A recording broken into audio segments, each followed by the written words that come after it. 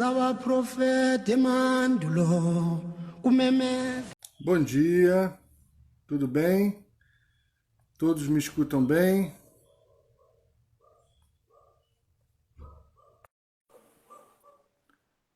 Maravilha! Bom dia, bom dia. Sejam bem-vindas e bem-vindos.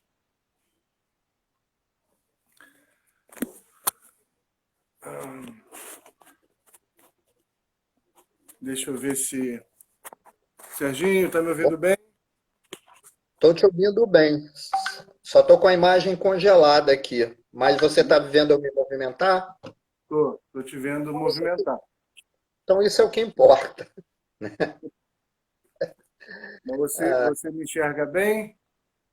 Só que está virado. Você está deitado. Ah, é? Entendeu? Ah, é. Junto? Assim.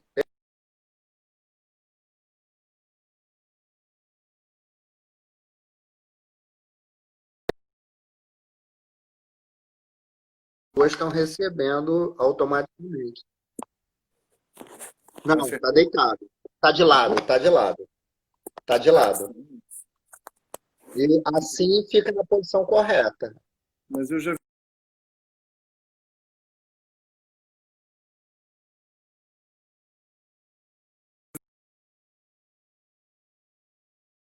Você está naquela área próxima do modem? Não tá? Agora Aí vira voltou? de novo. Voltou a ficar deitado, de lado. É. É, Então, vamos tentar organizar isso aqui. tá. Tá direito agora? Tá direito, tá na posição correta.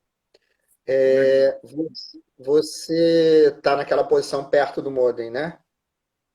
Tô. Tá. Deixa eu mandar o aviso aqui pro meu pessoal. Só um Tá minuto. legal. Você pode ir, né, cumprimentando as pessoas, sei lá, tem muita gente sua entrando. Vou ligar aqui o ar-condicionado, que tá. Dá uma geladinha no ambiente. Beleza. Bom dia, pessoal. Tudo bem? Prazer ter vocês aqui. Eu queria esclarecer que essa live, essa palestra, esse encontro, é iniciativa de ex-alunos meus, que gentilmente, mesmo não estando na sala de aula, continuam me apoiando, me incentivando, querendo ouvir. Então, foi uma iniciativa deles que eu tenho muita alegria de mencionar e também de agradecer. E, em especial, ao Sérgio Couto, que é um desses ex-alunos, e como os outros se transformou num amigo, está fazendo aqui a gentileza de me orientar, ajudar a organizar, a coordenar essa parafernália aí da tecnologia que eu não domino muito bem. Aliás, domino pessimamente. Aliás, não domino nada. Mas, enfim, vamos lá. Nós vamos conversar hoje sobre Exu, a concepção de Exu na filosofia do candomblé. E é muito interessante a gente partir do pressuposto que cada religião tem uma estrutura litúrgica diferente. Tem religiões que, pela sua própria essência, são prosélicas. São religiões que contam com o advento da conversão. E não há nada de errado nisso. Sobretudo quando esse proselitismo é positivo. Só há problema quando ele se torna negativo, ou seja, quando, para converter, deturpam, descontextualizam, criam preconceitos em relação a figuras de outras matrizes. Mas o candomblé não é uma religião prosélica, é uma religião, assim como outras, de estrutura culturalista. A gente se envolve na cultura, a gente mergulha nessa concepção e, automaticamente, essa cultura também tem uma proposta religiosa que passa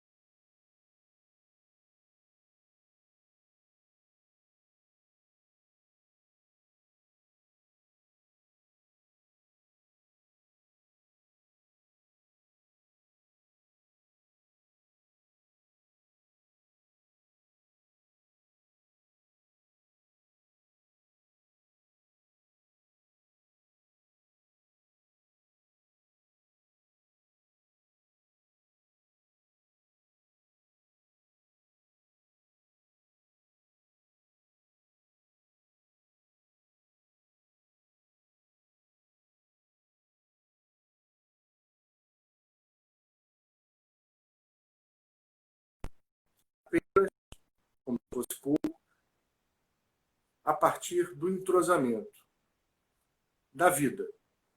E eu costumo dizer um livro. Cada cerimônia é uma enciclopédia.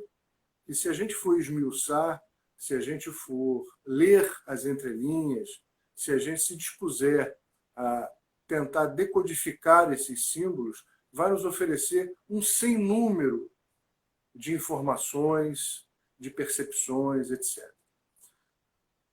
Por que eu digo tudo isso?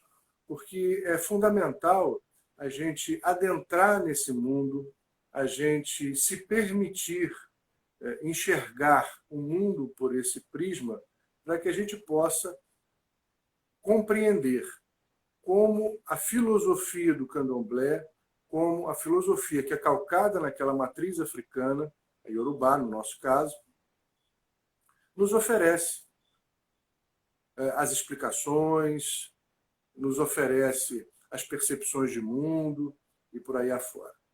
No panteão do candomblé, nós aprendemos a cultuar a natureza. E na natureza nós encontramos as nossas divindades. Oxum, por exemplo, é uma divindade ligada às águas doces. Ogum, ao minério de ferro, que é a matéria-prima da forja, da transformação desse elemento nos instrumentos bélicos, agrícolas, etc. Xangô está relacionado diretamente ao fogo. Oxalá, ao ar, também à água, e assim sucessivamente. Mas e Exu? Exu não está ligado diretamente a nenhum desses elementos da natureza, embora, na sua concepção, ele seja um orixá do fogo. Qual é o fenômeno da natureza que engloba Exu, em que Exu está inserido? O seu elemento, volto a dizer, é o fogo, mas Xangô também é o fogo. Qual a diferenciação? Né? E é curioso a gente perceber que essas divindades, elas estão nos elementos da natureza, mas elas não são exclusivamente os elementos da natureza. Nós estamos falando de divindades que também se encontram e podem ser encontradas nos sentimentos, nas emoções. Portanto, no panteão do candomblé, nós cultuamos as divindades que estão numa natureza em torno de nós e na natureza dentro de nós. Exu, especificamente, é uma divindade que mora no ará, que mora no corpo humano. É bom que se diga que um sinônimo da palavra Exu é Bara. E a palavra Bara, ela é composta a partir da elisão, da assimilação de dois vocábulos iorubais. O verbo ba, esconder, e o substantivo ará, corpo. Portanto, Bara, ou Exu, é aquela divindade que está dentro do corpo humano, inserida no indivíduo. Isso nos faz observar que em toda a rica mitologia iorubá, jamais foi indicada uma pessoa, um ícone, jamais foi identificado o Exu com um único indivíduo ou com algum herói dessa história, dessa rica etnia africana. Jamais. Vale dizer que Ogum já foi personificado em diversos homens. Xangô, assim como Oiá e o próprio Obatalá, já foram identificados, já foram personificados em diversos heróis, heroínas, em diversos homens e mulheres que transitaram neste mundo, no Aie. Mas Exu não. Justamente porque Exu nunca deve ser buscado fora de nós. Exu está dentro de nós. E esse é o primeiro marco da concepção filosófica do candomblé, notadamente Nagô, acerca dessa divindade tão curiosa. Exu reside dentro de nós. Exu é o Bara, é a força que nos anima. E eu me lembro muito de escutar, desde o início da minha trajetória no candomblé, a explicação dos mais velhos, que diziam assim: quando você está triste, caidinho, desanimado, quando você está sem caminhos, você precisa dar comida ao seu Bara. O Bara é a energia vital de cada um. E é mesmo. Quando a gente oferece a Exu os elementos, não que ele precisa, mas que nós precisamos, essa divindade faz uma espécie de alquimia e transforma aquela farinha, aquele carboidrato misturado com o dendê, o combustível, na força que a gente precisa para vencer a inércia. E daí a gente observa a primeira grande regência de Exu: o movimento. O movimento é a própria vida.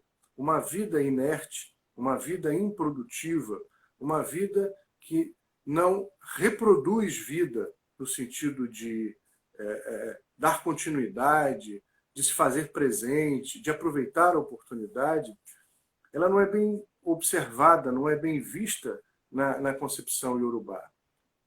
Um dos pontos mais interessantes, e eu faço questão de abrir esse parênteses aqui, é observar que a filosofia iorubá nos indica quatro requisitos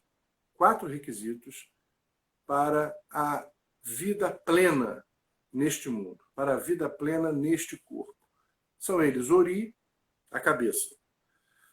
No sentido de que quem não tem o poder do livre-arbítrio, quem não tem capacidade de discernimento, pode estar vivo, mas não tem vida plena neste mundo. O segundo requisito da vida é Odidi, a sombra. Morto não produz sombra. Quem não está de pé não produz sombra. Quem não se movimenta não produz sombra. Sem movimento, sem o rompimento da inércia, a vida não é plena neste mundo. O outro elemento é Emi, é o hálito. A gente precisa falar, a gente precisa se comunicar. Quem não se comunica não está plenamente neste mundo, não há vida plena nessa pessoa. E o quarto elemento é Eledá, a fagulha divina. Quem não tem essa fagulha divina não está nesse mundo plenamente. Ou seja, concebe-se a partir desse olhar, deste prisma iorubá, que todos, indistintamente, sejamos bons ou não tão bons, sejamos maus ou em processo de aquisição de virtude, todos temos uma fagulha divina, todos somos filhos dessa mesma origem geracional. Então, dentro desses quatro elementos essenciais ao reconhecimento da vida na sua plenitude, Exu está em duas. Exu está no movimento, ou seja, na produção de Odidi, da sombra. Só está vivo quem se movimenta plenamente. E Exu é o movimento. E Exu está em Emi, no hálito sagrado. Exu, portanto, é a palavra. Ele está na palavra. Ele é controverso como a palavra. Exu é ambíguo, ele é a dualidade. Então a gente começa a ver que essa divindade que mora dentro de nós não se circunscreve, não se acomoda, não reside de uma forma acomodada absolutamente dentro do corpo do indivíduo. Exu precisa disso, de alternância, de movimentação, de realização. Outra regência interessante dessa divindade é a sexualidade. E a energia sexual, ela não está reduzida apenas e tão somente à relação sexual propriamente dita. A energia sexual, dentro dessa concepção, ela é uma energia realizadora. E eles dizem, os nossos mais antigos, os nossos ancestrais, os sábios, todos aqueles que heroicamente constituíram, construíram e mantiveram essa importante cultura, a cultura iorubá, dentre outras maravilhosas, africanas e de outras etnias, que a energia sexual ela é produtora de tudo, produtora de trabalho ou trabalhos, ela é produtora de criatividade, ela é produtora de vida, ela é produtora de ideias, ela é produtora de boas palavras, ela é produtora de caridade, ela é produtora de bondade, ela é produtora de esforços em busca da aquisição de virtudes. Portanto, essa energia sexual, que também é uma regência de Exu, ela é muito mais ampla do que o ato sexual. Como se ele fosse desimportante. Não é. Ele é fundamental e eu vou entrar nesse aspecto. Tanto assim é que os mais idosos, embora percam um pouco a libido, não necessariamente perdem a capacidade de produzir o seu pensar, de produzir e de alcançar a sabedoria. Este é um movimento possível a partir da energia sexual que, ao longo da vida, alterna, ao longo da vida, ramifica as suas possibilidades. Há pessoas que, às vezes, são assexuadas, mas não por isso perdem a sua capacidade de produção, a sua capacidade criativa. E é curioso que os iorubás nos ensinam que essa capacidade produtiva, criativa, realizadora, ela é gerida, ela tem como matriz, ela tem como matéria-prima a energia sexual, que é, na sua concepção, Exu. Na questão sexual propriamente dita, Exu preside o sexo. Exu é, neste momento da vida, a ponte entre os vivos e os não vivos. Só a partir do sexo é possível haver procriação. E só com a procriação os espíritos podem encarnar nesses novos corpos. Vale a pena dizer que a cultura iorubá compreende que os ciclos de vida são chamados de atunwa, ciclos de existência. Para eles, a existência propriamente dita é única, sucedida por uma série de vidas. Portanto, sem o sexo, não há a comunicação entre os dois mundos. Exu é, assim, a partir também desta atribuição, fundamental para que os corpos ganhem vida, a vida prossiga e, junto com ele, a memória, a história, a cultura. Outra atribuição de Exu, entre tantas, é a ambição. A ambição é exatamente a dualidade do querer, do poder, do fazer. Ou seja, novamente, nós estamos falando de movimentos, de emoções que nos rompem ou nos fazem romper a inércia. E, especificamente no tocante à ambição, que todos nós temos, há uma questão muito curiosa. Quando a ambição é medíocre, quando a ambição se torna invejosa, ela paralisa, porque a pessoa, de uma forma geral, se acomoda e ambiciona o que o outro fez, pode fazer ou é. Portanto, a ambição começa a se tornar negativa exatamente na inércia. Quando a ambição é positiva?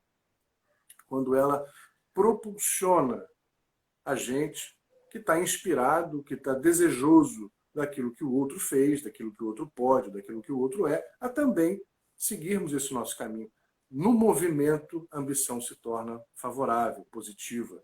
Olha novamente Exu promovendo a ação, promovendo o rompimento da inércia, da paralisação, da paralisia emocional. A ambição é ambígua. Como é ambíguo Exu? A saudação a Exu, Laroye, ela surge exatamente da enaltação, da enaltação da sua essência, que é Exu, da controvérsia. Laroye é a junção de duas palavrinhas em Yorubá. A preposição, perdão, o verbo ni, ser, e o substantivo controvérsia. Portanto, todas as vezes que a gente saúda Exu dizendo Laroye, nós estamos dizendo exatamente Exu é a controvérsia. Exu é a polêmica. E essa polêmica, essa controvérsia, nos ajudam, de certa forma, a compreendermos que a polêmica, que o dissenso são necessários, sobretudo, dentro de nós. Quando nós começamos a fazer as nossas próprias reflexões sobre o nosso comportamento, sobre os nossos objetivos de vida, sobre o nosso trabalho, sobre o nosso comportamento, nós estamos vivenciando a controvérsia, novamente, dentro de nós, no palco de Exu, no corpo onde o Bara reside. Observem que esta controvérsia que está sendo enaltecida não necessariamente é a fofoca, não necessariamente é o bate-boca. O que está se propondo enaltecer, o que está se propondo exaltar é a controvérsia, que a gente pode traduzir como reflexão, oriunda do nosso próprio corpo, no ambiente em que Bara, o Exu, habita.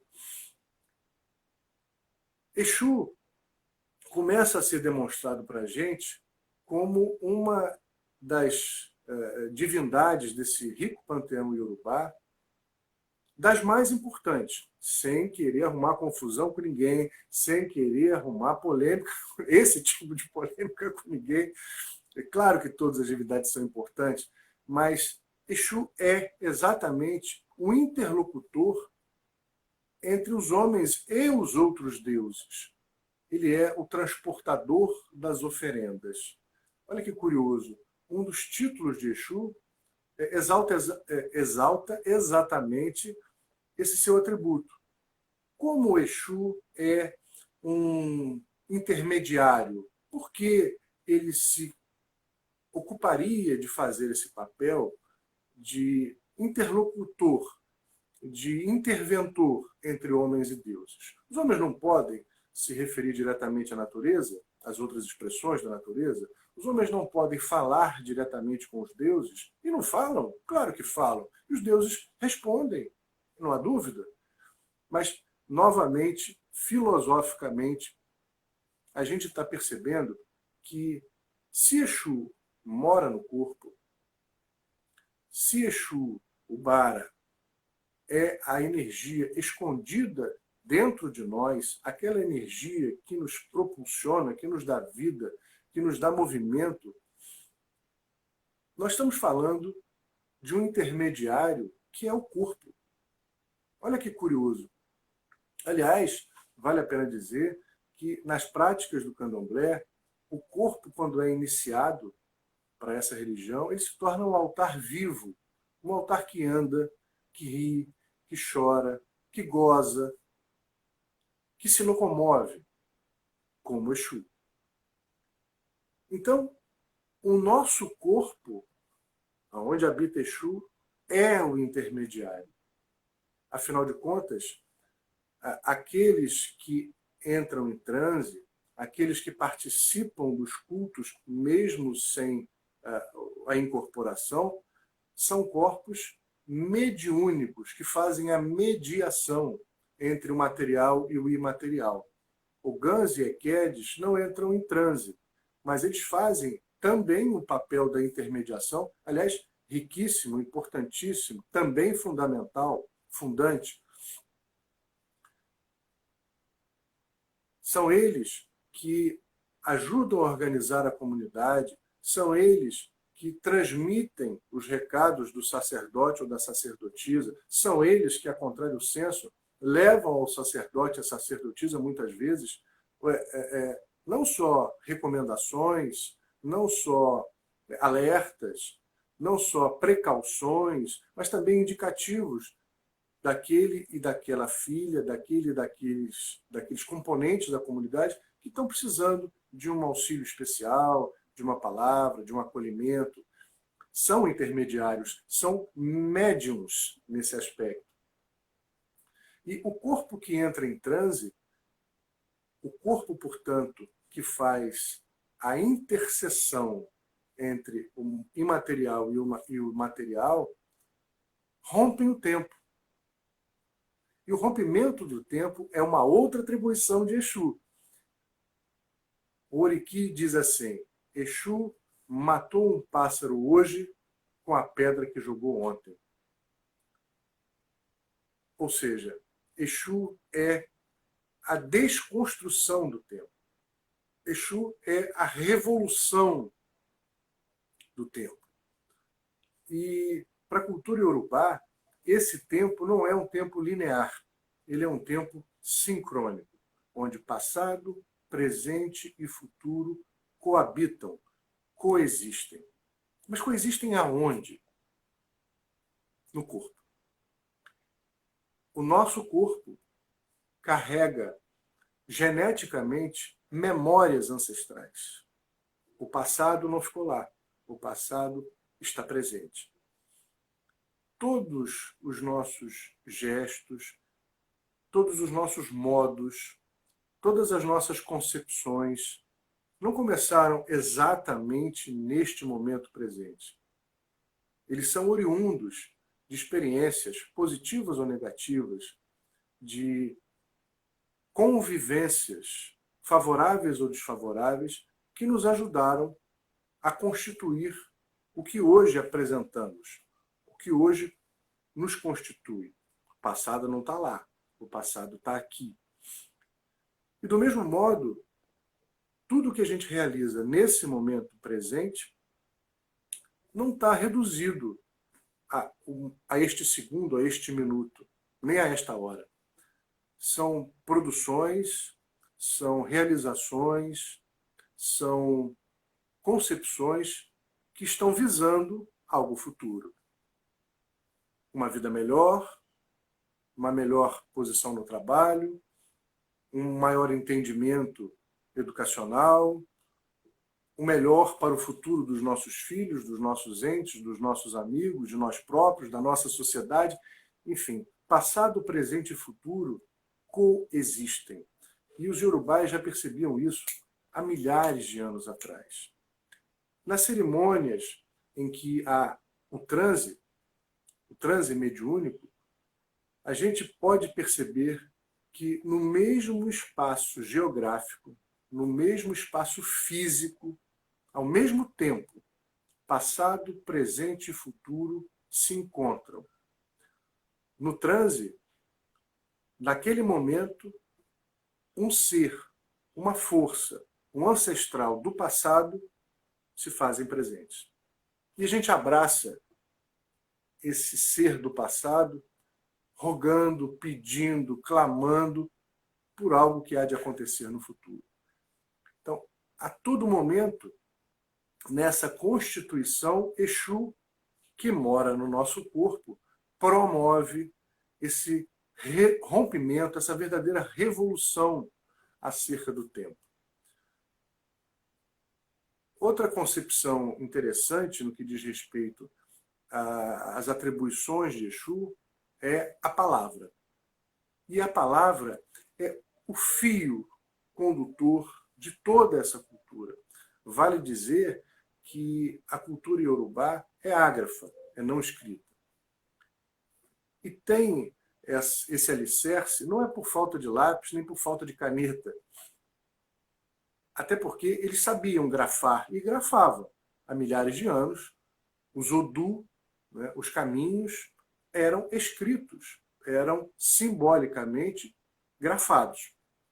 O que significa dizer que só não compreende este tipo de grafia quem tem um certo preconceito ou quem não conhece que a variedade, as inúmeras possibilidades que a comunicação escrita pode ter, não apenas através de um alfabeto como a gente conhece nas tradições educacionais do Ocidente. Mas, para eles, a palavra tinha um componente a mais. Os iorubás partem do pressuposto de que a vida foi soprada pelo Criador, por Olorum.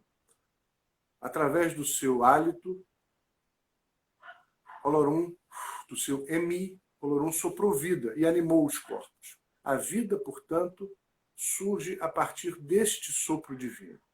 E todas as vezes que a gente fala, que a gente se comunica, que a gente realiza a interlocução entre vivos e não vivos, e entre nós e os outros seres que conosco habitam esse espaço, nós estamos espargindo, através do hálito, do nosso hálito, uma partícula divina.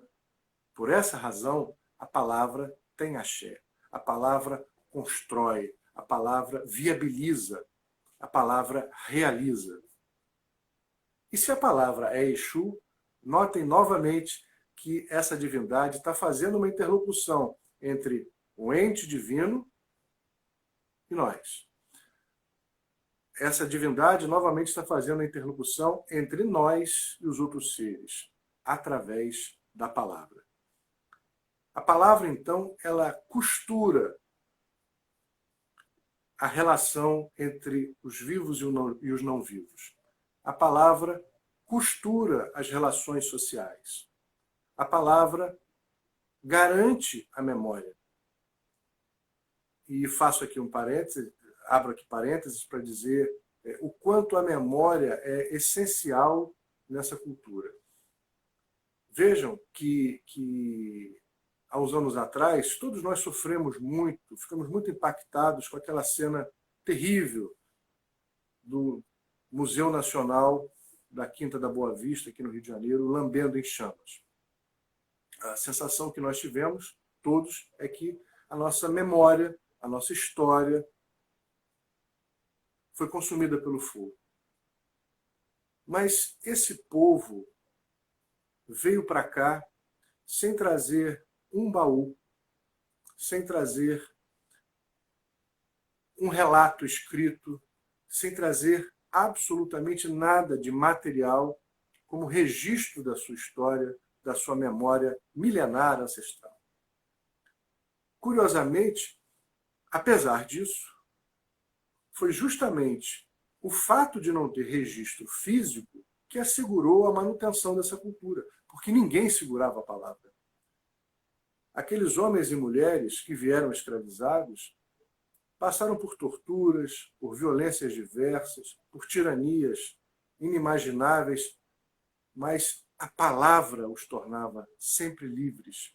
A palavra transmitia esse conhecimento de uma forma que ninguém poderia segurar.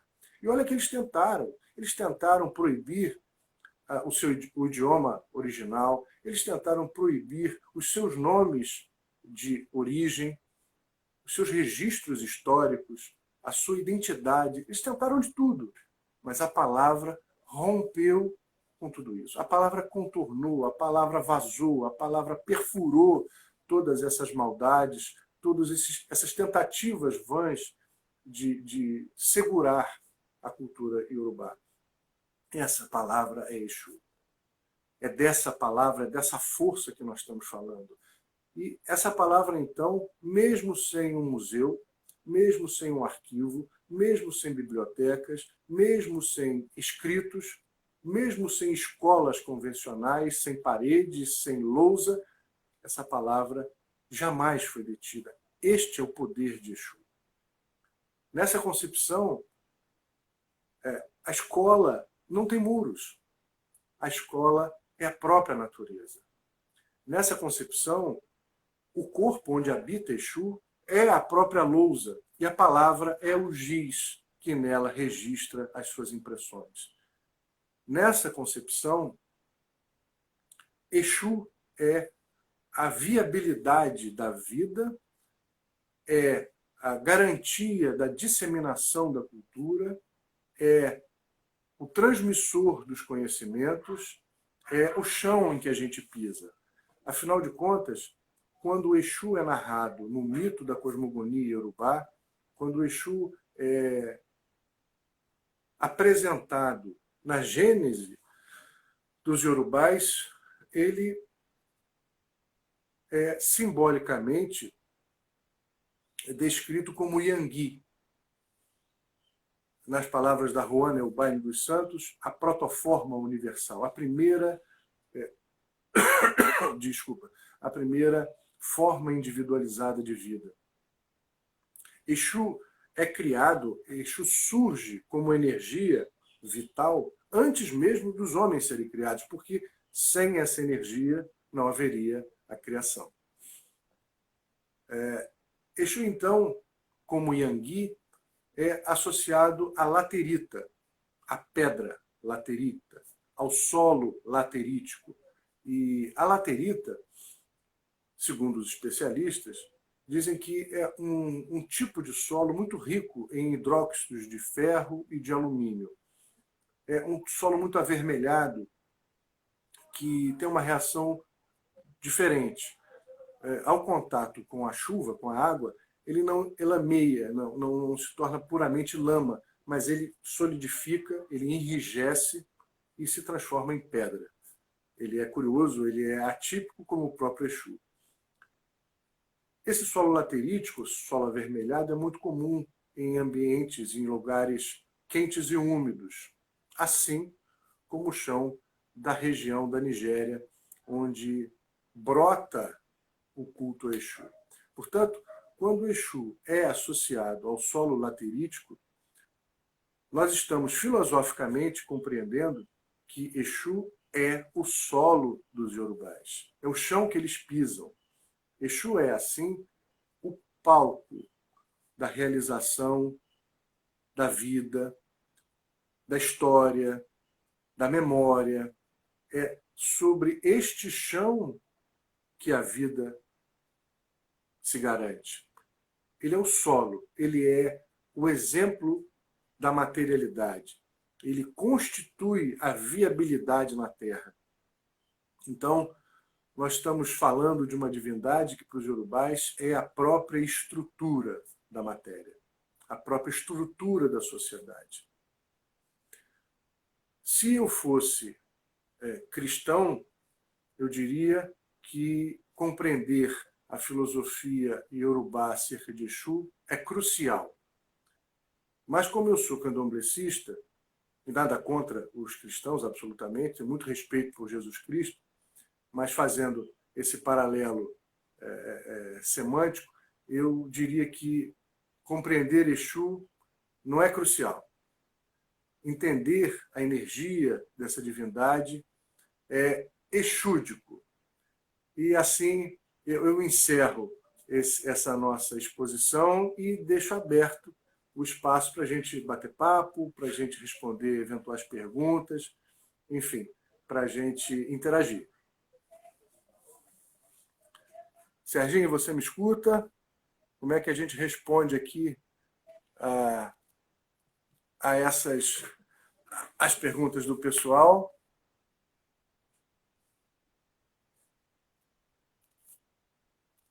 enfim.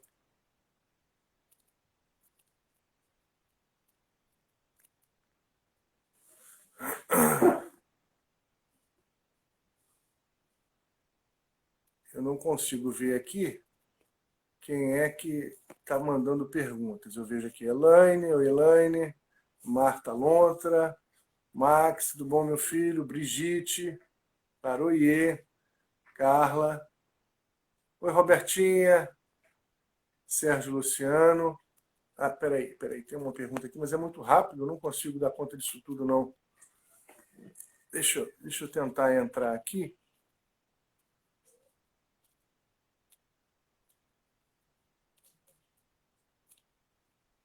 Oi, Cecel. Beijo, querido. Obrigado.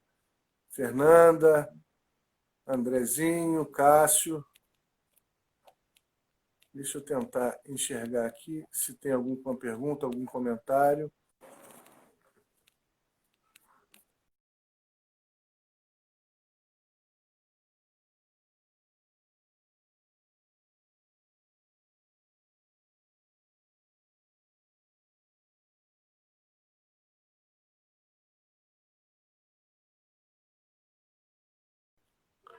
O Fábio pergunta aqui, cadê o estagiário? Que está se referindo ao Sérgio Couto. Eu não sei cadê o estagiário. É culpa do estagiário, coitadinho. Leva a culpa de tudo, né, Sérgio? Nada disso.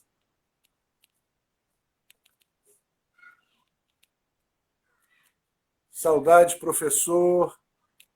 Também, querida. Beijo. Paulinha disse que o Sérgio não está aqui. Então, quem me socorre, por favor? Eu queria responder as perguntas, ouvir aí a interação do pessoal, mas eu não estou dando conta disso não, gente. Eu não sei fazer isso não. Me desculpem, mas o estagiário caí junto, não sei o que fazer.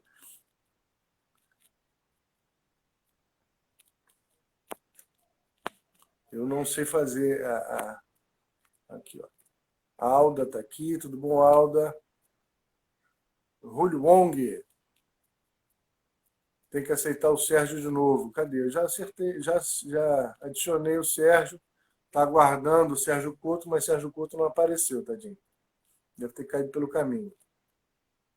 Aqui, ó, a Sandra está dizendo que caiu a conexão dele. Carla, parabéns, muito obrigado. Beijo, Carlinha, obrigado. Olha, eu acho que o Sérgio está surgindo aqui. Pronto. O estagiário. O que acontece? Eu caí logo no início da live. E aí Você estava almoçando, Sérgio? Estava comendo, Sérgio? Nessa altura do campeonato? Então. Assim você está conseguindo ver aí os comentários do pessoal? Estou. Tem uma que eu sugiro? Peraí, do Charles. Charles diz assim, essa eu consegui ver. Se o sexo é tão importante, por que interdição em alguns rituais, quase todos? Achei a pergunta interessante. Então, Sérgio, enquanto você organiza as outras perguntas, por favor, eu vou responder o Charles. Só um minuto, Babás. Só um minuto. Pois não. Eu sugiro que façamos assim. Quem tiver pergunta, mande aqui uma mãozinha aqui nos comentários que eu vou anotar o nome. E depois, quando o senhor encerrar, quem é o próximo? Aí a pessoa coloca a pergunta. As pessoas estão ouvindo você falar isso ou eu tenho que falar? Eu acredito que sim, se estiver tudo correndo bem. Tá. Então, mandem as perguntas aí para o Sérgio, é isso, Sérgio? Não, manda uma mãozinha. Manda eu vou anotar o nome. Isso. Tem a mãozinha aí do. Isso, como o Cássio fez. Tá. E aí eu vou anotar aqui. E quando o senhor falar o próximo, aí eu lhe digo, fulano, aí ele bota a pergunta. Beleza. Eu já estou anotando. Ótimo. Ok? Só mandar a mãozinha, que aí o Sérgio... Eu anoto o nome. Tá. Sérgio, só uma perguntinha, por favor. Nós estamos com quanto tempo aí de live já? Nós estamos com quase 50 minutos já de live. Eu falei isso Quer tudo? criar uma nova logo? Eu falei isso tudo? Falou. Eu até ri ontem quando o senhor disse que ia falar só 20 minutos. Falei demais. Mas vamos lá. Então, Vamos criar uma nova logo? encerra essa, né? Ou então deixa ela encerrar normalmente. Na hora que encerrar, ela vai lhe dar a opção de salvar o vídeo. Fica atento aí na tela, tá? Ah, tá E bom. aí você salva o vídeo no IG. Vou tentar. IG, tá? Tomara que eu consiga. Ok? Então Tá. tá, vamos lá. Deixa eu responder ao Charles. Tudo bem. Charles pergunta o seguinte: bom dia, Babá. Se o sexo é tão importante, por que interdição em alguns rituais? Quase todos. Acho essa pergunta interessantíssima. Bom, na concepção iorubá, muito diferente da visão judaico-cristã, o sexo não é pecado. Aliás, pecado não existe. Não que essa cultura seja amoral ou imoral. Essa cultura tem fortes concepções morais, fortes propostas de comportamento. Aliás, a própria existência só se justifica pela busca da aquisição de virtudes. Então, é importante frisar isto. Nós não estamos falando, não vale tudo. Nós estamos falando de uma concepção de moral, de ética, de virtudes diferente da judaico-cristã, sem fazer juízo de valores, mas é diferente. Então, o sexo não é ruim. Quando, muitas vezes, a gente atribui equivocadamente aos nossos deuses, equivocadamente a certas concepções, um olhar judaico-cristão. Até certo ponto, descontextualizando, até certo ponto, desconstituindo a própria essência da cultura iorubá.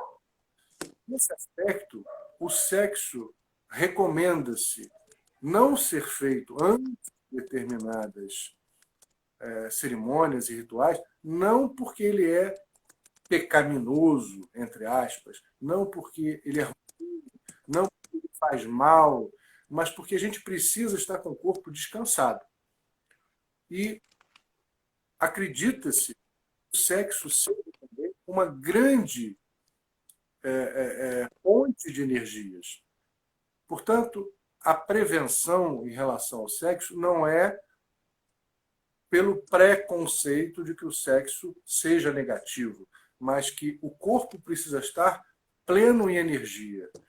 Lembram que eu falei que a energia sexual ela não flui especificamente pelo ato sexual? Então, há certas cerimônias que precisam da nossa energia sexual, não necessariamente do ato. Portanto, esta plenitude será utilizada de várias formas. Na concentração de bons pensamentos, na força da palavra, nas atitudes e plenitude da força física em determinados aspectos. Então, o que se pretende é preservar a energia sexual para que ela não seja utilizada exclusivamente no ato. Entendido, Charles? Tem mais perguntas aí, Sérgio? Cássio LSS. Cássio, querido.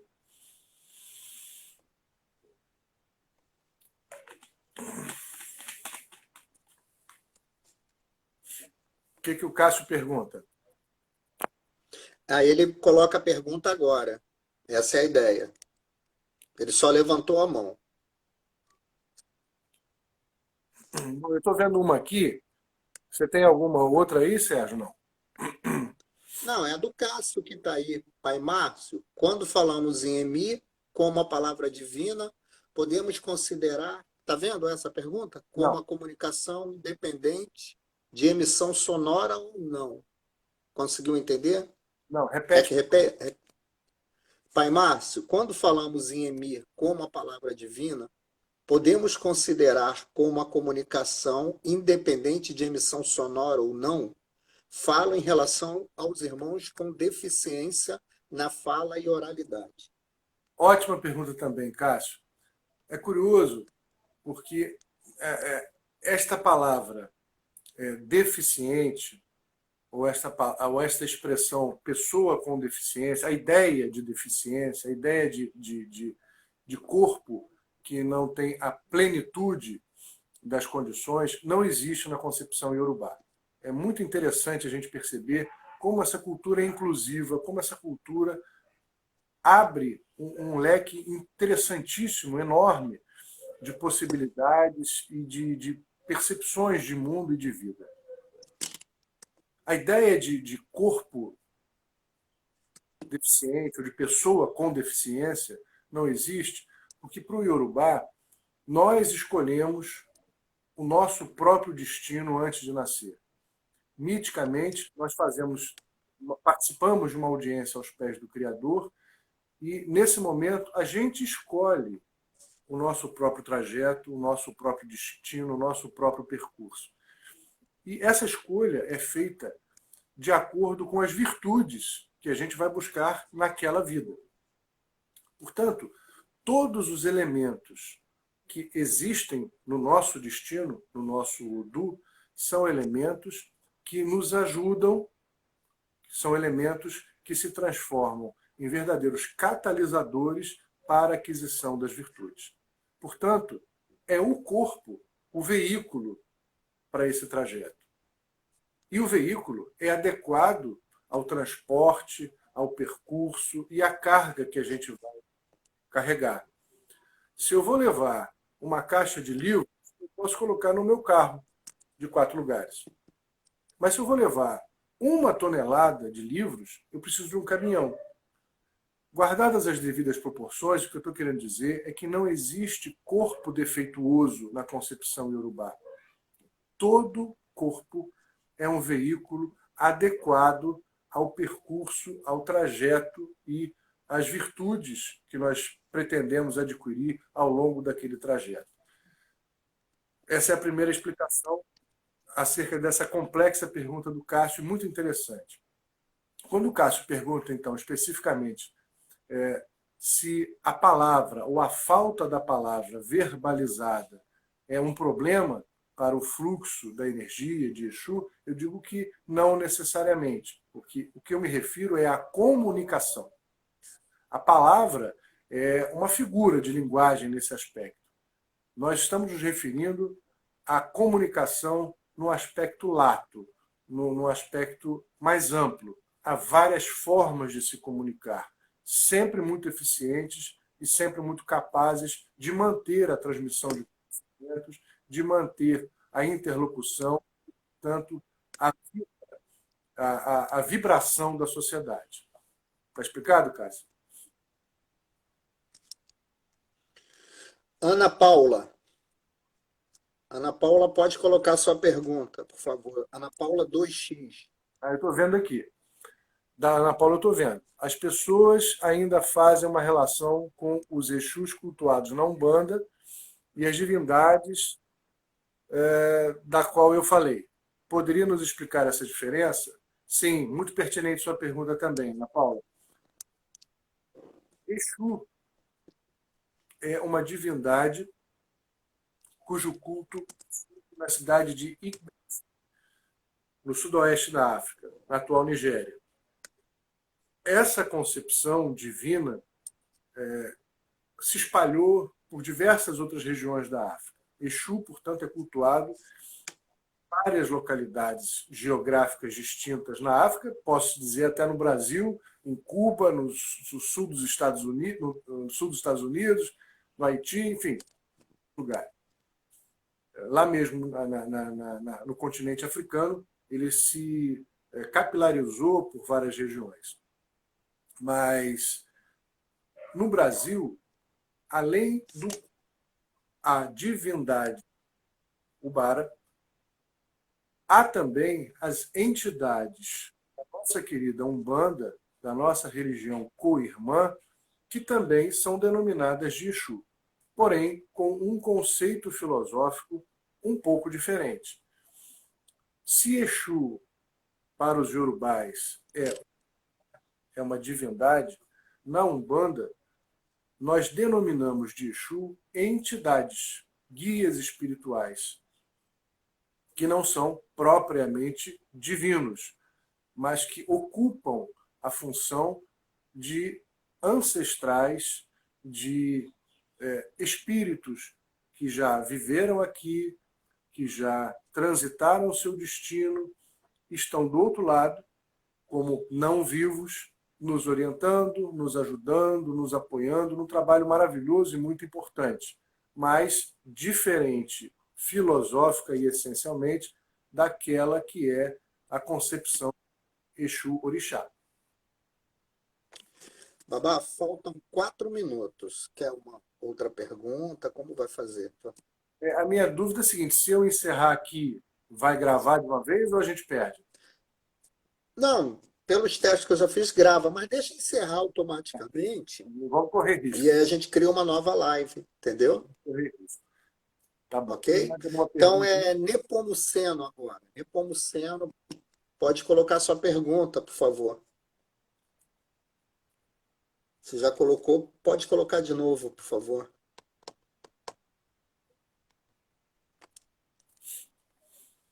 Bom,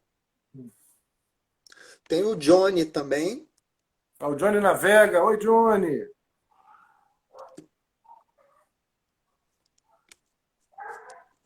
Fez alguma pergunta? Tem mais alguma pergunta aí? Esmeralda. Sme, beijo, Sme. Ó, o Julio está avisando que ele vai pedir para salvar na hora que encerrar. Vai pedir para salvar e aí você indica para colocar no IGTV, tá? Vou O tentar. Julio mandou uma mensagem aqui, orientando. Vou tentar. Bom, Esmeralda, não está aparecendo aqui para mim as perguntas dessas pessoas. Ó, a Camila Monteiro está pedindo para gravar. Vou tentar, Camila. É dessa forma, né, que vai ficar lá no IGTV. Ah, Esmeralda mandou uma pergunta, olha. Exu seria ou poderia ser o próprio movimento do orixá, mas uma vez que ele está na nossa natureza interna? a Joaquina, tudo bom, querida? Disse para falar sobre os caminhos. Vou falar já já. O que a Esme pede? Esmeralda, Exu seria ou poderia ser o próprio movimento do orixá, uma vez que ele está na nossa natureza interna? Que pergunta interessante, Esme. É curioso. Eu penso que não necessariamente a energia do orixá. Por quê? Porque a nossa vibração, a nossa energia, o que a gente faz com esse poderio de Exu é responsabilidade exclusivamente nossa. Tanto assim é que é o nosso Ori, a nossa cabeça, essa nossa divindade singular, pessoal, que também é apresentada no panteão dos Urubais, que decide o que a gente faz com esse energia do Exu, e não o orixá. Por exemplo, quando eu me referi à ambição, quem decide se este sentimento de ambição vai ser conduzido para a mediocridade, para a inveja, ou vai ser direcionado para a produção, para a realização, para a conquista, no melhor dos sentidos? Sou eu. É o meu Ori. É o meu livre-arbítrio, filosoficamente falando. Então, eu penso que, apesar de Exu ser um intermediário entre o homem e os outros deuses, entre a materialidade e a individualidade, este poderio de Exu não é um desdobramento dos deuses, mas um desdobramento do que eu próprio sou ou que posso ser. Alda Ramalho. Alda Ramalho. Oi, Alda. Alda também é aluna lá na UF.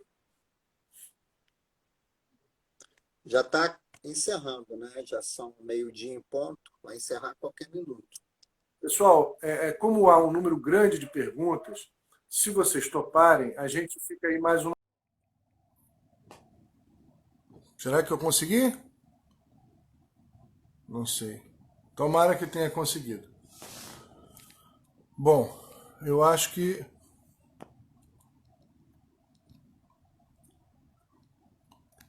já estou de volta aqui, tentando achar o Serginho novamente. Sérgio Couto, peraí, Sérgio Couto, cadê você? Ai, meu Deus.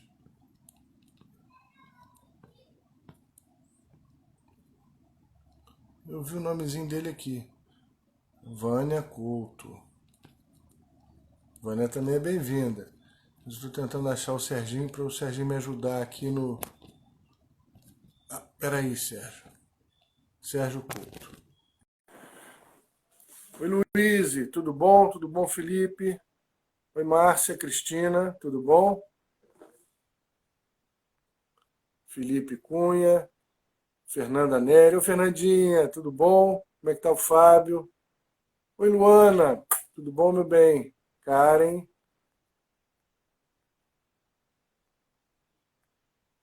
Oi, Nelson, tudo bom, Nelson Abílio? Alberto dos Anjos. Enfim, então, eu estava explicando a vocês que a gente marcou a live de 11 ao meio-dia, e eu gosto muito de manter esses horários, acho que é legal a gente se programar, se organizar, até porque temos outras coisas para fazer ao longo do dia, não gosto de prender ninguém também, tenho outras atividades. Mas como ficaram muitas perguntas pendentes, se vocês toparem, a gente faz aqui mais uma meia horinha de bate-papo para responder as perguntas, interagir com o pessoal, enfim, se vocês toparem. Tá bom? Sérgio, você já está aí, Serginho?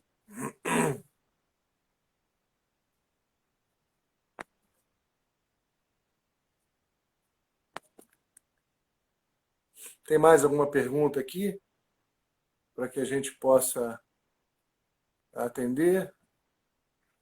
Ah, a Maria Joaquina, tudo bom?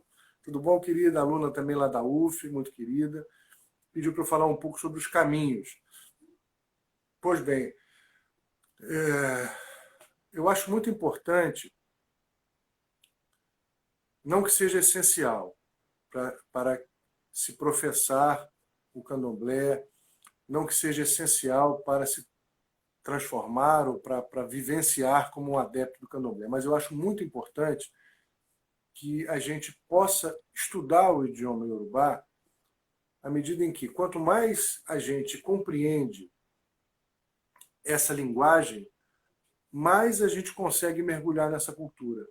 Porque, da mesma maneira que a cultura iorubá difere alicerçalmente, essencialmente, da nossa cultura judaico-cristã, ou da nossa cultura ocidentalizada, em que nós somos criados, somos imersos, a língua ou as línguas também reproduzem muito do que cada uma dessa concepção ou dessas concepções de mundo nos propõe. Então, a língua iorubá, ela é rica em peculiaridades. Ela é extremamente poética, ela é extremamente metafórica, ela transmite não só conhecimento, não só comunicação, mas ela transmite conceitos filosóficos. Portanto, quando eu digo ori, eu não posso traduzir apenas como cabeça. Eu estou falando de livre-arbítrio, eu estou falando de autonomia, eu estou falando de personalidade, eu estou falando de sobrevivência à morte, eu estou falando de uma divindade pessoal. Quando eu falo em Ocã, eu não posso traduzir exclusivamente como coração. Eu estou falando de personalidade, eu estou falando de emoção, eu estou falando de sentimentos. Então, as palavras são ricas em metáforas. Não por acaso, os verbos em Yorubá são polissêmicos, têm vários significados. Um único verbo, às vezes, significa 10, 11 coisas completamente diferentes. Por que eu estou dizendo tudo isso? Porque a Joaquina pediu para eu falar um pouco sobre os caminhos. E ela está se referindo, penso eu, nos Odu. E Odu é uma dessas palavras iorubais que merece uma análise mais pormenorizada. Não dá para traduzir semanticamente Odu meramente como destino, porque a nossa ideia ocidental de destino é muito diferente da ideia iorubá acerca do que seja destino. Para nós, aqui no Ocidente, destino nos dá uma ideia, nos dá uma conceituação de algo que foi imposto pelo Criador, que nos foi colocado. A ideia é de predestinação. Enquanto para o Iorubá, não. Para o Iorubá, o destino é uma escolha pessoal. o destino, esta palavra, seria mais assemelhada a algo no sentido de trajetória, de percurso, de caminho. Então, os Odu, os destinos, são como estradas. Quando a gente diz que o homem escolhe esse destino, o seu destino antes de nascer, é como se, metaforicamente, nessa audiência com o Criador, fosse colocado um grande mapa à frente dele. Assim como antigamente a gente tinha aquele mapa a 4 rodas, em que a gente, vou sair daqui, vou para São Paulo. Qual o percurso? Você tinha lá aquele intrincado de vielas, de avenidas, de rodovias. Cada destino é uma possibilidade dessas. E os iorubás entendiam que havia a possibilidade de 256 destinos diferentes, 256 possibilidades para se alcançar o seu objetivo, para você traçar a sua rota. E cada uma dessas possibilidades tinha singularidades, peculiaridades, como as nossas estradas têm. Eu posso ir para São Paulo por várias vias diferentes e cada uma delas tem as suas características. Uma é litorânea, outra é uma via expressa, uma tem pedágio, outra não tem, uma é mais esburacada, outra não. Mas eu faço essas escolhas por várias razões. Porque eu não quero pagar pedágio, porque eu quero uma estrada melhor, porque eu quero ir pelo litoral. Enfim, a variedade e o motivo das escolhas varia, como varia a necessidade e os motivos das escolhas pelas quais a gente optaria pelo nosso Odu. Tem mais perguntas aí, Serginho? Sérgio, você não apareceu ainda, Sérgio.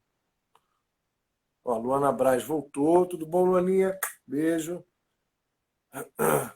Não estou vendo mais perguntas. Tem mais algumas aqui? Desculpe. O Felipe aí. Acho que eu consegui gravar.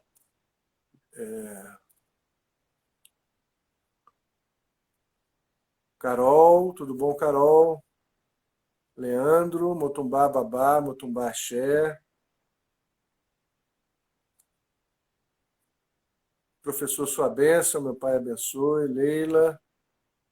Eu não estou vendo aqui. O Nátia voltou. Rafael Bastos, tudo bom? Tá. Fernando está perguntando cadê o estagiário. Não estou vendo o Sérgio Couto aqui. Tem mais alguma pergunta, gente? O Felipe está dizendo que eu estou ficando fera na live. Obrigado, Felipe.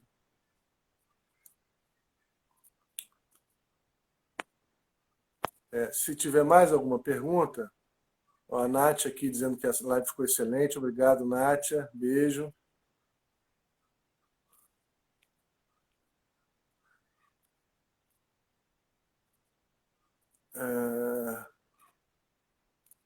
Eu não estou conseguindo ver mais alguma pergunta aqui.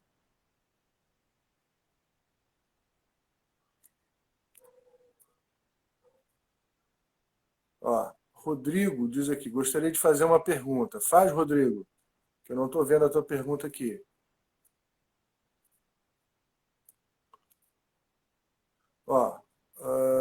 Dari Tomé. Meu nome é Dari Tomé, tudo bom, Dari? Sou de Porto Alegre, Rio Grande do Sul. Gostaria de fazer uma pergunta. Por que as pessoas confundem tanto Exu só mundo Yorubá com Exu catiço? Pois talvez seja pela concepção mais acerca do nome. Como eu expliquei ainda há pouco, Dari. Para os Yorubais, Exu é uma divindade, é um orixá. E na nossa querida Umbanda, Exu é o nome dado a uma falange de guias. Então, Exu Tranca-Ruas, Exu Marabô, Exu Sete Porteiras, Exu Porteira, Exu Caveira, Exu Mangueira. São espíritos que nasceram, viveram, morreram e agora estão fazendo um percurso do outro lado, nos ajudando, também intermediando, também lidando com outras energias que são talvez regidas pela divindade Exu e tem o mesmo nome. Talvez a confusão não sei nem se a palavra melhor seja essa, mas talvez a convergência seja mais em função do nome do que propriamente pela função.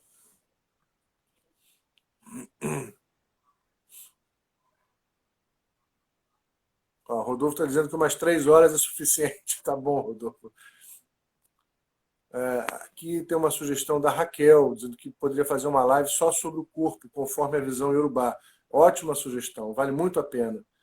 Inclusive, quando eu falo de corpo, em várias obras, tanto no Ori, A Cabeça como Divindade, quanto em Ewe, quando falo de corpo, eu faço sempre questão de citar a importância de Exu para a vida, para a própria existência desse corpo humano, dessa ferramenta do destino. Não há como entender o corpo se a gente não entende Exu. Não há como entender Exu se a gente não compreender as possibilidades do corpo humano. Desculpa. Nesse livro, Ori, eu até tinha separado uma parte, mas eu acho que não vai dar tempo. A gente pode marcar uma outra oportunidade para falar sobre isso, a sugestão aí que nos foi trazida. Eu separo uma saudação ao corpo.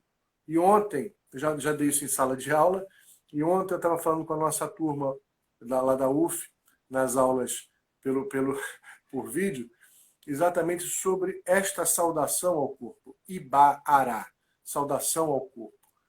Então, o corpo, para o Iorubá, não é um elemento de pecado, não é um elemento de tristeza, não é um elemento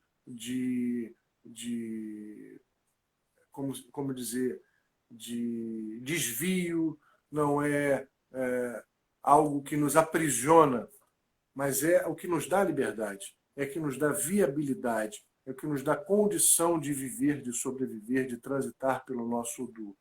E esse corpo é saudado. Há uma saudação ao corpo, inclusive as partes genitais, porque elas não são vistas como algo que nos leva para condições inferiores. Pelo contrário, ela viabiliza a vida, ela traz prazer, ela traz, através da composição, da compleição física, equilíbrio, muitas vezes. Então, esse Iba-Ará, essa saudação ao corpo, vai citando as mãos, as partes genitais, as pernas, a cabeça, e saúda Exu.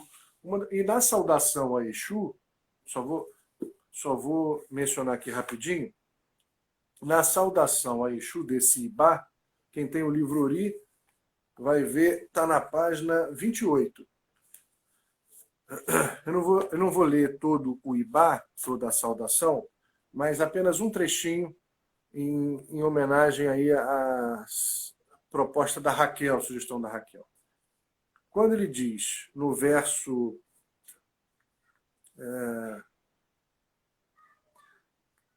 10, da saudação ao corpo, homenageio a Exu, Laroye, Aragbo. O que você está dizendo, literalmente, né? O verso 10 diz em Urubá, Iba Exu, Laroye, Aragbo. O que ele está dizendo exatamente é o seguinte: eu homenageio Exu. Laroye, ele é a controvérsia. Salve o corpo maduro. Curioso que eu estou fazendo uma saudação ao corpo, mas eu estou homenageando a Exu, porque Exu mora dentro desse corpo. Exu ativa esse corpo. É a energia primordial, a energia vital. Quando eu digo salve a controvérsia, Laroye, eu estou me referindo novamente à possibilidade de reflexão, porque todas as vezes que eu polemizo comigo mesmo, eu estou questionando os meus atos, as minhas atitudes, eu estou questionando o que eu estou fazendo da minha vida. Esse é um questionamento vital, Laroye. E quando eu digo salve o corpo maduro, eu estou exatamente levando em consideração a concepção iorubá de senioridade. Quanto mais velho esse corpo, o corpo maduro, mais importante ele é.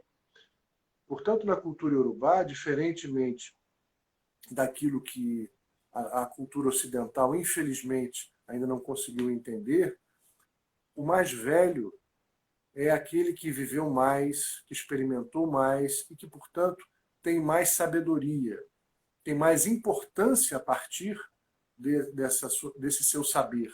Então, eu saúdo o corpo maduro. O corpo velho é valorizado nesta saudação.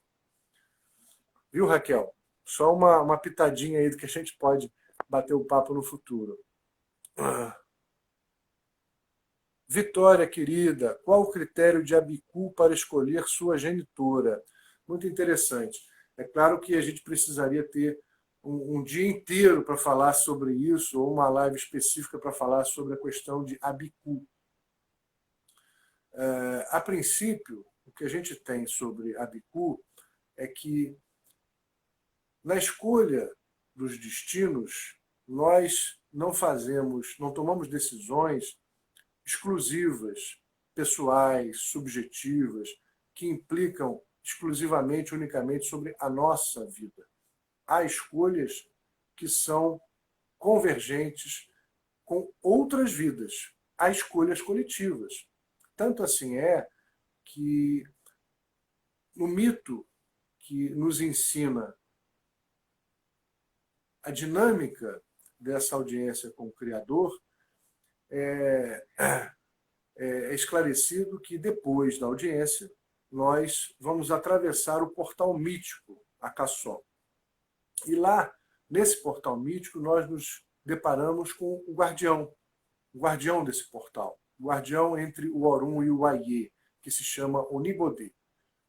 E nesse momento, Onibodê nos pergunta, pela última vez, conscientemente, nós conscientes, de quais foram as escolhas.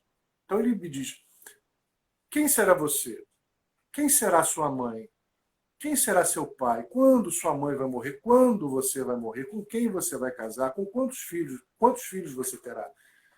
Nesse momento, nós estaríamos externando pela última vez conscientes as escolhas que fizemos, inclusive em relação aos pais, aos filhos, aos cônjuges. Ou seja, há escolhas que extrapolam, que vão além da nossa própria existência, mas da convergência de existências. E quando a gente atravessa esse portal mítico, há o esquecimento. Nós ficaríamos imersos durante os 9 meses da gestação no líquido amniótico que estaria impregnado dessas lembranças, razão pela qual, durante os 9 meses, nós ficaríamos bebendo, comendo dessas lembranças, sendo impregnados pelos nossos poros dessas recordações, até sermos paridos e novamente rompermos um portal. Portanto, Vitória, todos aqueles que nascem antes fazem as escolhas, inclusive os Abicu. Esse critério é um critério, portanto, ancestral. Por que escolhi nascer desta mãe? Porque nós temos virtudes em conjunto para lograrmos, para alcançarmos. Bom, nada do Sérgio Couto ainda. Cadê o estagiário? Vilma, obrigado, Vilma. Qual é a relação de Exu com Ori? É uma pergunta do William. William, curioso, tanto Exu quanto Ori moram no corpo, não é? Se Exu, o Bara, é essa energia que está escondida dentro de nós, é a nossa energia vital, é o nosso poder de ação, de reação, são as nossas vibrações materiais, latentes e necessárias. Exu é vida, Exu é sexo, Exu é comunicação, Exu é locomoção, Exu é o caos renovador. Não é o caos destrutivo, mas o caos que promove modificações, que rompe a inércia. Ori é a divindade que existe na minha cabeça, até porque a cabeça para o Iorubá tem 2 concepções, Ori-Odê a cabeça material, a cabeça física, que parte do corpo, né, que irá sucumbir com a minha morte, que irá deteriorar junto com o meu corpo, e Ori Inu, a parte interior, a essência da cabeça, a minha alma, a minha vivência, a minha essência. Então, é Ori Inu, o meu discernimento, o meu livre-arbítrio que irá decidir o que eu faço, como eu administro esse potencial que Exu me oferece no meu corpo. Então, essa é uma relação contundente, necessária e permanente. Exu e Ori estão sempre em constante contato, não só porque moram no mesmo corpo, mas porque precisam trabalhar em conjunto. A vibração, a energia e a decisão de como eu administro essa energia.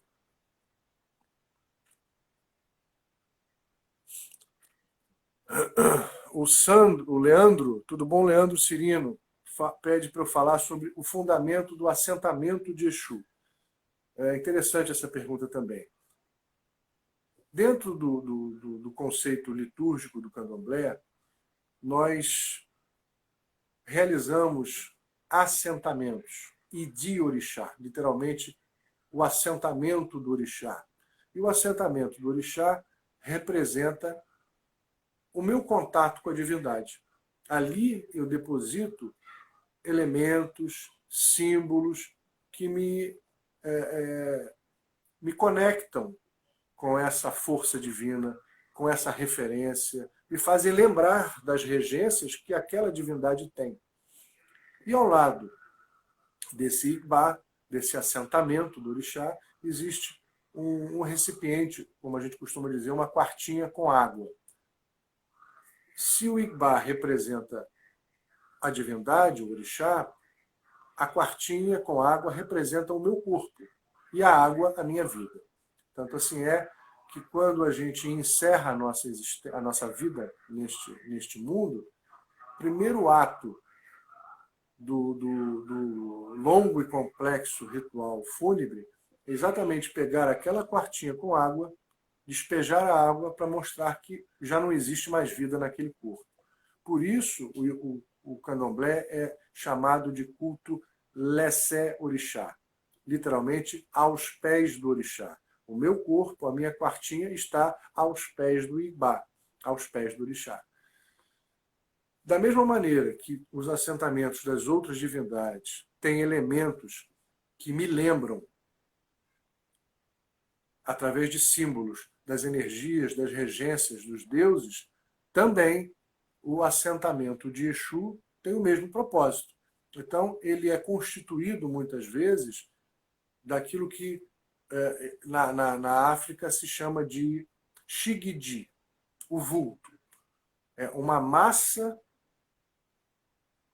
feita a partir de argila, de tabatinga, e originalmente na África, desse chão laterítico, do próprio chão de Exu, Yangui. A pedra laterítica, a pedra Yangui, é colocada nesse assentamento para mostrar simbolicamente toda a importância de Exu, sua relação com o mundo, sua relação com a materialidade e os elementos que compõem esse shigidi, esse vulto, esse assentamento de Exu, todos têm não só referências simbólicas, mas energias contidas. Todos os elementos que existem no mundo têm axé. Todos esses elementos têm energias. Dinheiro tem energia, água tem energia, fogo tem energia, plantas têm energias variadas. Então, as escolhas alquímicas desses elementos simbólicos têm a ver com a fixação dessa energia com a qual a gente se relaciona. Explicado, Leandro? Gente, eu não sei que horas são, mas eu acho que já está no momento da gente encerrar, né? Deixa eu ver aqui a hora. Já são 12h28.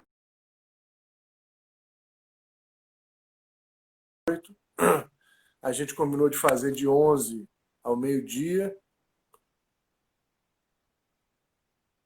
Ó, Tadeu tá aí, tudo bom, Tadeu? Beijo, meu filho. Então, eu vou responder mais uma última pergunta. O André pede para falar sobre Exu Yangui, já falei. Se tiver mais alguma última pergunta, eu respondo e a gente encerra por hoje, voltando no próximo dia. A Vitória já fez a pergunta, já respondi.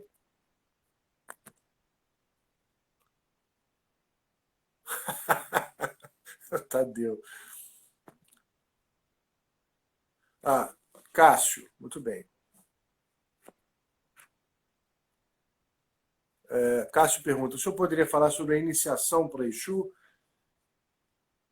Exu, o orixá, a divindade cultuada no panteão do Candomblé, pode ser iniciada assim como as demais divindades. E da mesma maneira que os outros orixás têm procedimentos específicos, Exu também tem.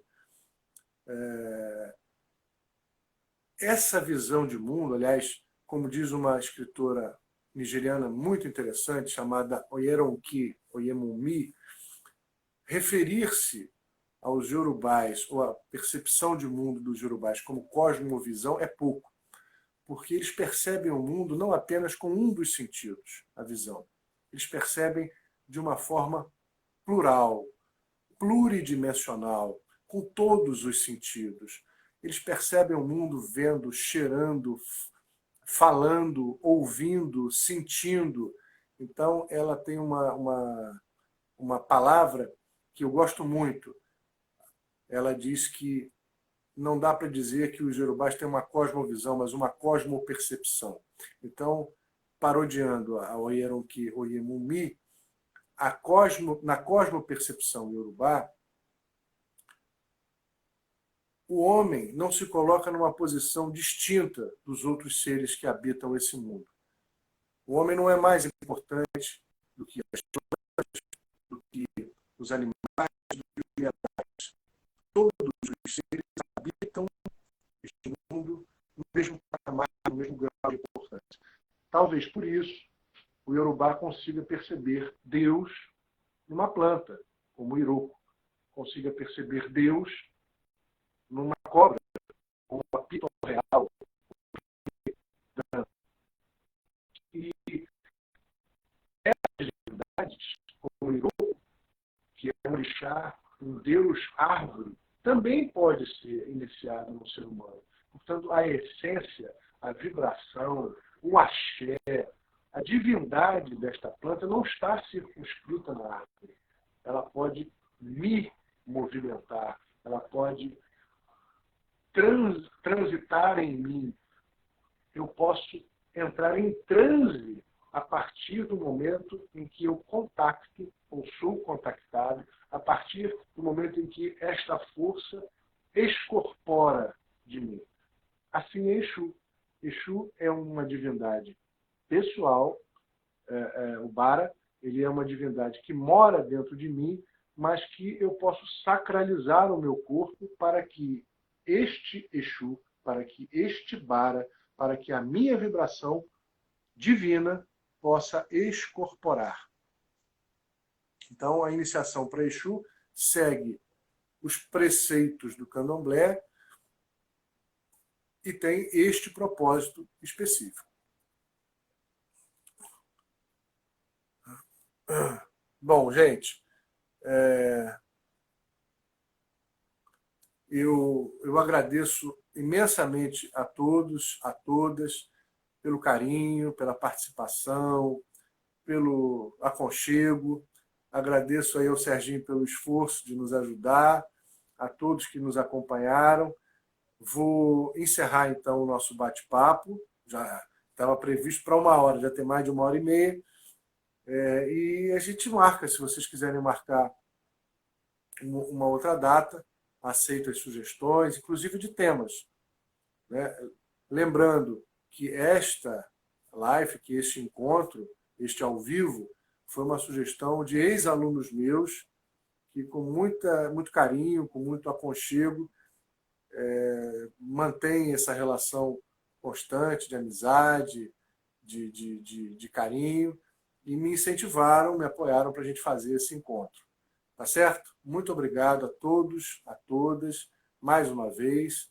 Espero que esse bate-papo tenha sido útil de alguma forma, produtivo, e fico aqui à disposição.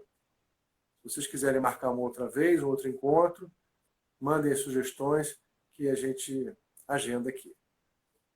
Um beijo grande, muito axé, e gostaria de encerrar lembrando a saudação dos nossos mais antigos. Nas nossas tradições, a gente diz sempre assim: Motumbá Agbami, eu saúdo aos meus mais velhos. E saúdo os mais velhos justamente porque eles viveram mais, eles resistiram mais, eles sabem mais. Motumbá Aburomi, eu saúdo aos meus mais novos, porque os meus mais novos são assim o meu estímulo, são assim o meu apoio, são assim a minha esperança de um futuro cada vez melhor. Axé. Kumemeza abaprofeti mandulo, kumemeza